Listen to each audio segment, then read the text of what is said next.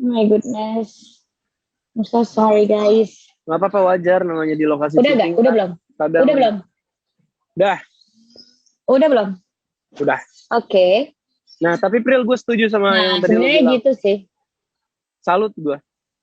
Sekeren itu. Salut sama production value-nya Ustadz Millennials ya.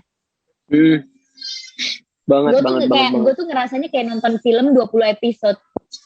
Lu tahu nggak? Film 20 episode rasanya. Lu tahu nggak? Bokap gue tuh, ini asal lo tau aja, Ustadz Millennial tuh udah jadi kayak tontonan keluarga gue setiap sahur. Setiap sahur hari Senin sama Kamis. Berarti Senin ke Selasa, Kamis ke Jumat. Selalu jadi tontonan pas sahur, kita nonton bersama. Terus bokap gue tuh selalu bilang, ini sih bagus banget jadi film.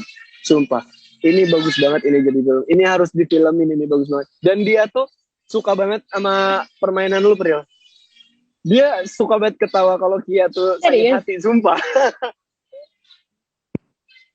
Iya, untuk jahat sih, bukan ngeliat Kia sakit hati. Karena ekspresi lu tuh menurut dia lucu gitu loh, kayak gemes gitu loh. Kayak iya Kianya cemburu nih, iya Kianya panas gitu, sumpah bokap gue. Ya ampun, makasih loh. Kangen banget sama bokap lu. Terakhir ketemu bokap lu 2012 loh. Udah lama banget, iya. Udah lama banget. Iya, 2016, 2017 gitu.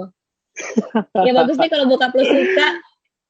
Bokap gue gemes banget sama Ahmad. Ya mungkin karena dia ngerasa anaknya disakitin kali ya. Jadi gemes banget sama Ahmad. Iya. Nah, justru bokap gue timnya Kiamat, tau gak?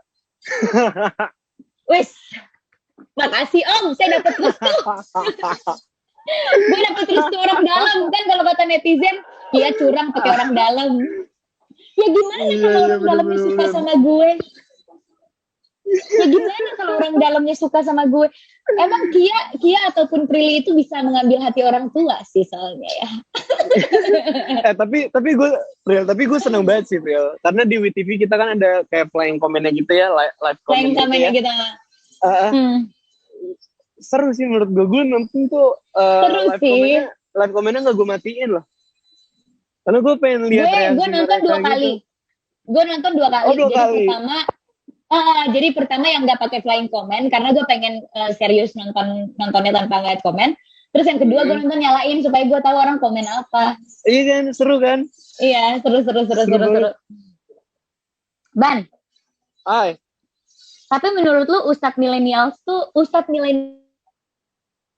menurut lu gimana? Ustadz Millennial itu menurut maksudnya kan kalau lo mainin Ahmad kan itu udah tertulis di skrip kan. Itu Ustadz Millennials menurut penulis gitu. Tapi kalau menurut lu sendiri, misalnya lo harus berperan sebagai Ustadz Millennials di kehidupan nyata, kayak gimana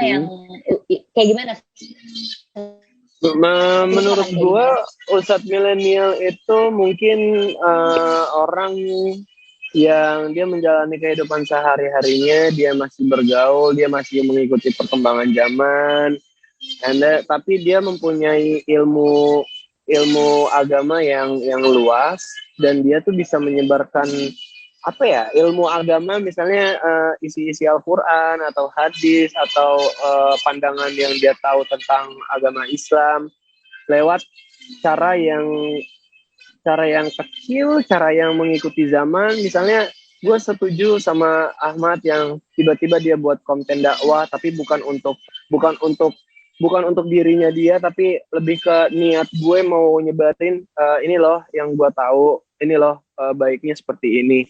Dan gue setuju Ustadz Millennial itu disebut Ustadz Millennial bila menyampaikan sesuatu atau menyampaikan ayat atau menyampaikan isi Al-Quran atau hadis atau pandangan dia terhadap Islam, bukan cuma melalui dakwah tapi melalui segala sesuatu yang dia kerjakan, atau hal kecil misalnya kayak di tengah jalan ada orang yang menurut dia harus dia kasih tahu, ya dia kasih tahu langsung di tempat, tapi dia tidak meninggalkan zaman gitu loh. Ngerti kan lo maksudnya? Iya, jadi benar-benar tetap menyesuaikan. Beradaptasi sama zaman yang modern, dari segi baju, dari segi cara berbicara.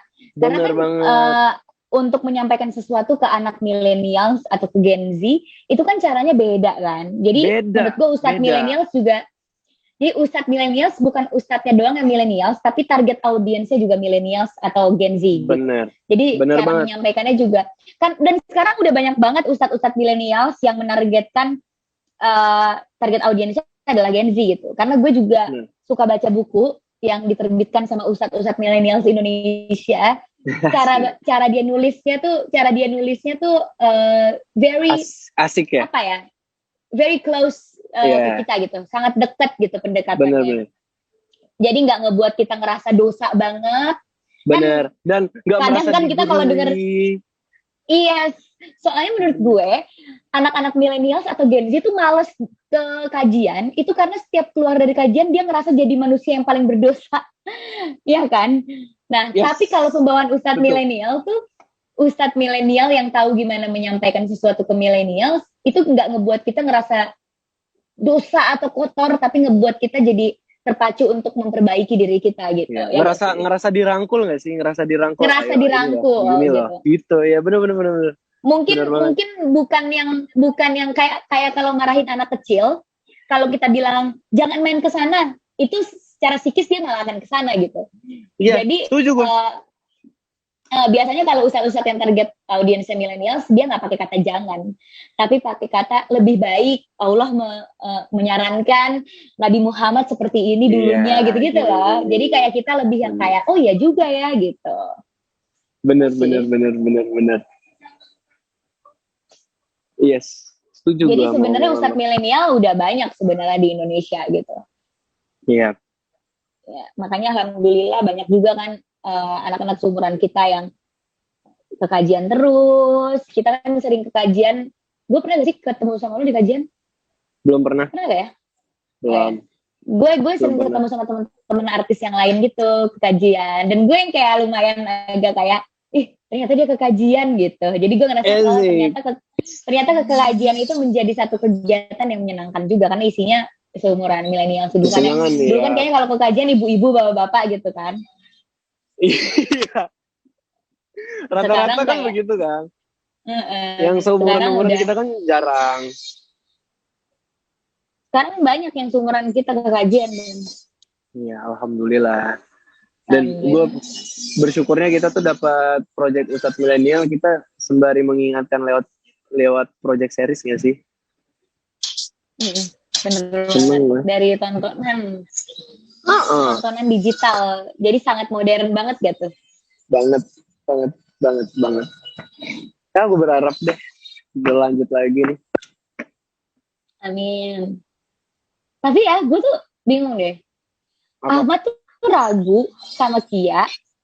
Itu sebenarnya gara-gara Susan atau gara-gara Ahmad gak siap nikah muda? Lebih ke, aduh. Ayo bisa yang pertanyaan gue. Kenapa sih lu tuh selalu ngasih pertanyaan yang begini? Lebih ke gimana ya? Lebih ke... Nggak, soalnya gini. Soalnya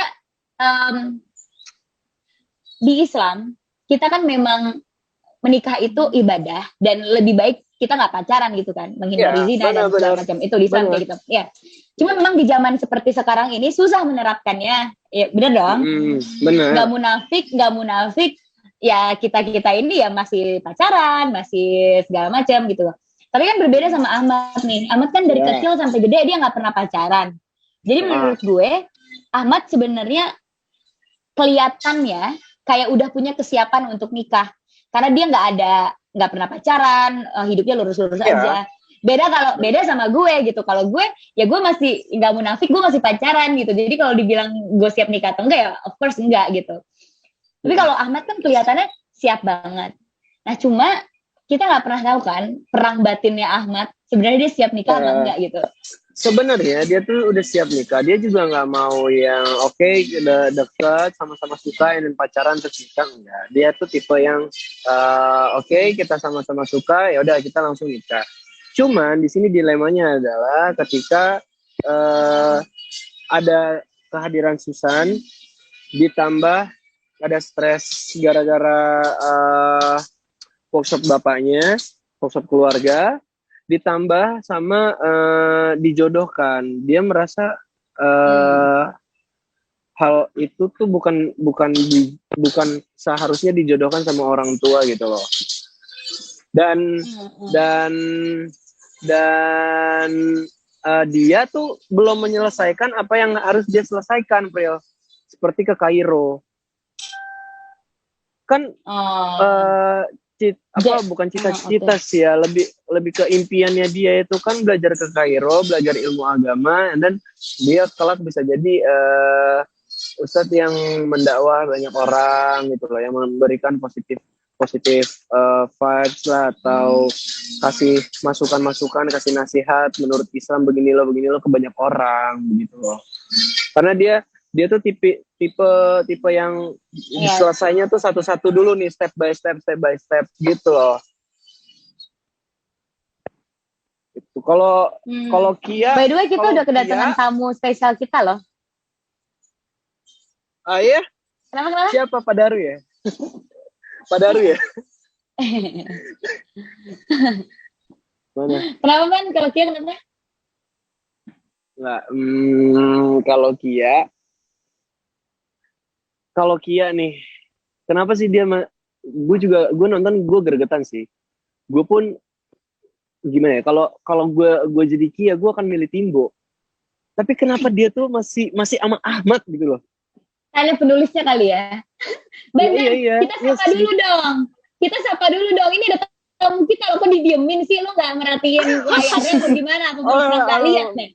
Merhatiin. Hai sainganku. Hai Kak Prilly. Hai Mas Bani. Ya ampun, kalian heboh banget sih dari tadi ngomongin apa.